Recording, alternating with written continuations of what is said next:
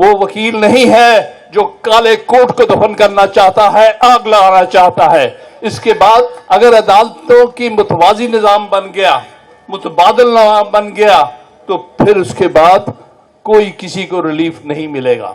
मैं मानता हूं कि हाई कोर्ट्स और सुप्रीम कोर्ट की कोई बहुत अच्छी परफॉर्मेंस नहीं है पिछले 70 साल में, 70-75 साल में।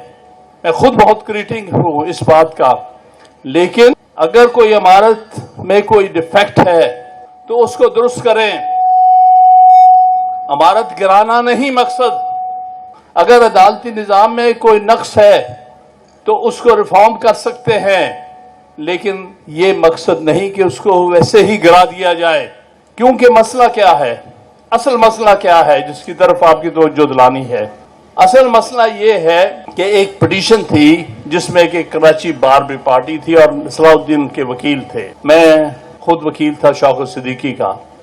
उसमें उन्होंने दो बातें कही हैं जो मैं आपको आज पर कि मेरे पास आके एक ISI जनरल ने, फैज हमीद का नाम था, उसने आके कहा कि भाई इस तरह कर दो, इस तरह कर दो, तुम्हें जल्दी चीफ जस्टिस बना देंगे, ये करेंगे, वो करेंगे।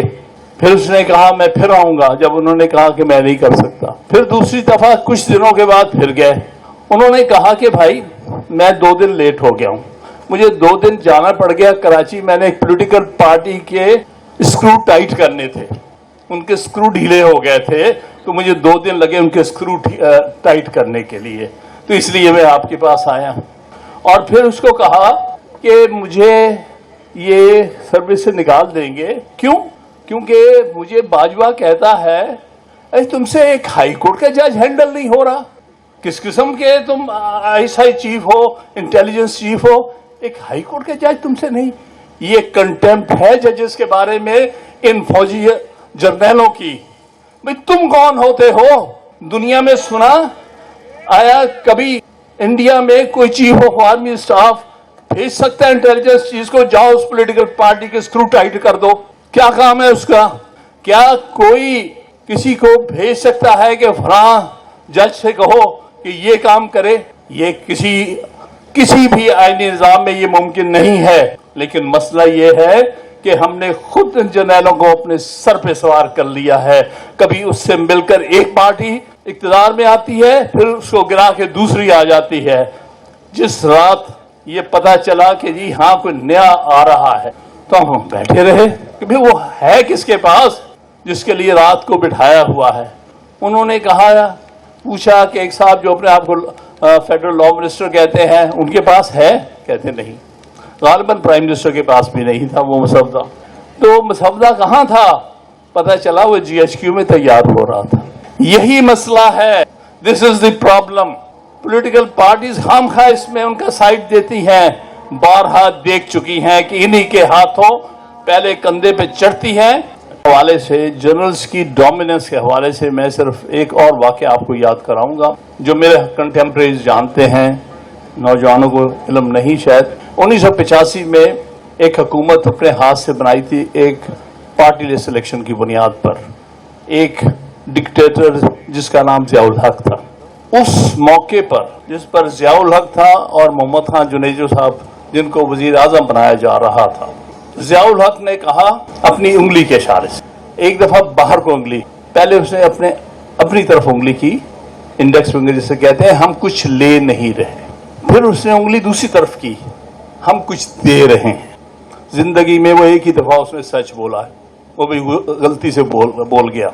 लेकिन ये माइंड सेट है मिलिट्री एस्टेब्लिशमेंट का। वो क्या कह रहा था? देखो मुल्की वसाइल भी हमारे हैं, मुल्क की इक़्तिदार भी हमारा है, मुल्क का दिफा भी हमारा है, मुल्क का आइन भी हमारे तहत है। क्योंकि ज़ियाउल हक कहा करता था ये क्या चीज़ है आइन? ये 24 सफ़े का कागज़ है, अगर आपको याद होगा, मैं जब चाहूँ फाड़ के फेंक सकता हूँ। ये माइंड सेट है हर जनरल का, कोई भी हो, जो आता है वो समझता है वो इस मुल्क का और उसके साथ मिलिट्री एस्टेब्लिशमेंट इसकी मालिक बन चुकी है। इसलिए उसने कहा कि इक़्तिदार तो सारा हमारा है, मोहम्मद खान जुनेजो कुछ तुम्हें उसमें से दे रहे हैं। इसका मतलब जब चाहे वापस ले लेंगे, जब तक आप इनको वापस अपने अपने जगहों पर, बैरकों पर नहीं भेजेंगे। ये मजाक इस मुल्क के साथ होता रहेगा। कभी एक सियासी जमात इस्तेमाल होगी, कभी दूसरी सियासी जमात इस्तेमाल होगी। इनको समझ नहीं आ रहा कि भाई ऐसे तुम इसके इस्तेमाल में आ रहे हो, कल को तुम ही उठा के बाहर फेंकेंगे, फिर तुम्हें समझ में आएगा कि हम इसके हाथों खेल गए हैं। ये बदकिस्मती मुसलसल चल रही है, हर सियासी जमात यही गलती करती है। दूसरी बात, जुडिशरी से क्या शिकायत है? जुडिशरी से शिकायत है कभी कभी ये इंडिपेंडेंस शो करती है, जनरली नहीं करती। इरशाद हसन खां होते हैं, यहाँ शेख रियाज भी रहा है, अब उन्हीं की एक शक्ल में एक बनाम काजी फैज भी बैठा है, जिसको एक जमाने हमने कंधों पे उठा लिया था। मुझे मुनीर मलिक साहब ने और मरहूम रशीद रिजवी साहब ने कहा था कि ये मुझे ख्याल था कि इसने चंद एक अच्छी जजमेंट्स दी हैं। इसने एक जुर्रत की थी कि कहा था कि भाई जनरल्स जाओ जाके एक आइन के तहत अपना हल्फ पढ़ो, उसमें लिखा हुआ है तुम सियासी एक्टिविटी में हिस्सा नहीं ले सकते। ये बहुत अच्छी बात की थी। उसके फौरन बाद उसके खिलाफ सारा साजिश शुरू हो गई और रेफरेंस हो गया। मैं तो उस काजी फाइज साहब को सपोर्ट कर रहा था।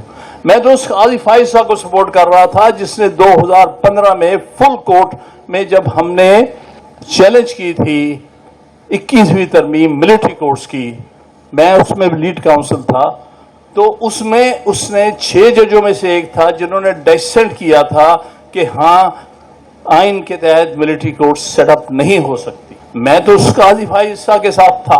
मैं तो उस काजी फाइज साहब के साथ था जिसने एक जजमेंट में कहा है कि जनरल्स को और जजेस को प्लॉट्स नहीं मिलने चाहिए। इस किस्म की अच्छी अलामत मैं उस काजी फाइज साहब के साथ है। बुलीदी साहब जानते हैं जब 2016 में एक ट्रेजेडी हुई थी बहुत बड़ी कोयटा में, हमारे 56 वकील शहीद हो गए थे एक टेररिस्ट अटैक में। और उसके बाद सुओ मोटो था, जमाली साहब चीफ जस्टिस थे, और उसके सामने मुझे बलूचिस्तान की सारी बार्स का रिप्रेजेंट करने का एजाज़ मिला। तो मैंने कहा इसमें कमीशन बनाएं, जुडिशल कमीशन बनाएं और सुप्रीम कोर्ट का हो और उसमें वो जज हो जो का ताल्लुक बलूचिस्तान से हो। उस पर थोड़ा सा मुझसे नाराज़ हुए थे जमाली साहब, लेकिन आखिरकार उन्होंने बना दिया। और वो जो उन्होंने रिपोर्ट दी थी काजी फाइसा ने, बहुत अच्छी रिपोर्ट पढ़ी थी। ये हुकूमत उससे नाराज़ हो गई थी, इस्टेब्लिशमेंट नाराज़ हो गई। मैं तो उसको समझता था कि एक मुख्तलिफ जज आने वाला है। मुझे क्या पता कि लोग कहाँ से कहाँ पहुँच जाते हैं। ज़ाती लालच, नफ़रतें, ये चीज़ें लोगों को अपने आप से अलग कर देती हैं। ये एक हमारी अनफॉर्चुनेट बात है और सारे वकला ने साथ दिया है। उसका उसने इसलिए साथ दिया कि मिलिट्री इस्टेब्लिशमेंट उसको पनिश करना चाहती थी उसकी इंडिपेंडेंस के लिए, लेकिन अफसोस की बात है आज उनका वो सबसे बड़ा आलाकार बन के रह गया है, सबसे बड़ा सहूलतकार बना हुआ है। फैसल सिद्दीकी तो यहाँ तक कहा वही है एक जिसके लिए सारा कुछ हो रहा है। मैं नहीं समझता, इसमें बहुत सारे और सहूलतकार हैं जो सोचते हैं कि मेरे फलां रिश्तेदार को वजीर आज़म बन जाएगा, मेरा फलां रिश्तेदार वजीर आला बन जाएगा। बड़े बड़े चक्कर दिए हुए हैं और इस चक्कर में बहुत से लोग फंसने वाले हैं और फंसे हुए हैं। वो ये नहीं समझते कि अगर निज़ाम बर्बाद हो गया, अगर अदालतें जो बेमानी हो गई, अगर आइन जो है बेअमल हो गया, तो उनकी भी कोई जगह नहीं हो। फिर कंप्लीटली इसी माइंडसेट के नीचे हम आ जाएंगे जिस माइंडसेट ने इस मुल्क में ना जमहूरियत आने दी, ना आइन की अमलदारी होने दी, ना रूल ऑफ लॉ होने दिया। लिहाजा मैं आप सबसे अपील करता हूँ कि आपने बहुत अच्छा कदम उठाया। कराची बार ने हमें इकट्ठा किया।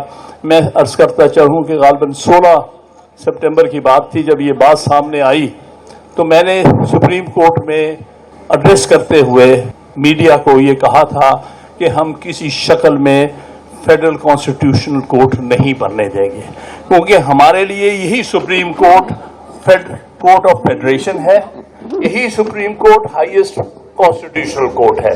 लिहाजा इसके मुतबादल कोई कोर्ट नहीं बनाई जा सकती। ये वकीलों की लाशों पर से गुजर के बनाई जाएगी। ये नहीं बनने देंगे, नहीं चलने देंगे। भूल जाओ कि तुम चंद चमचे और टाउट वहां बिठा के अपनी मर्जी के फैसले लोगे। अभी तक मुझे पता चला है किन किन के इंटरव्यू हो रहे हैं, वो वकील नहीं, बेशतर वो टाउट हैं। जिनको ये federal so called constitutional court के जज बनाना चाहते हैं, जो खुल्लम खुल्ला सौदे करेंगे। इसलिए हमारे लिए ये जिंदगी मौत की लड़ाई है। अगर आइन बचाना है हमारा मकसद ही ये, वरना हमें काले कोट पहनने की कोई जरूरत नहीं है। आग लगा दें इसको, अगर हमने इसी किस्म की अदालती निज़ाम का हिस्सा बनना है तो। इसलिए मेरे भाई, हमने इस बारे में मैं अपने भाइयों बहनों से हर जगह रिक्वेस्ट करता हूं, आपने खड़े होना है। ये एक बहुत लंबी जंग है। एक बात और मैं करता चलूं, जब मैंने उस वक्त ये बात कही थी तो मुझे नहीं पता था कि एक माँ के अंदर मामलात कहां से कहां पहुंच जाएंगे। कईयों ने कहा तुम किस मुंह पे कहते हो कि तहरीक चलेगी। मैंने कहा मैं नहीं कहता, मैं वकला को समझता। वो कभी इस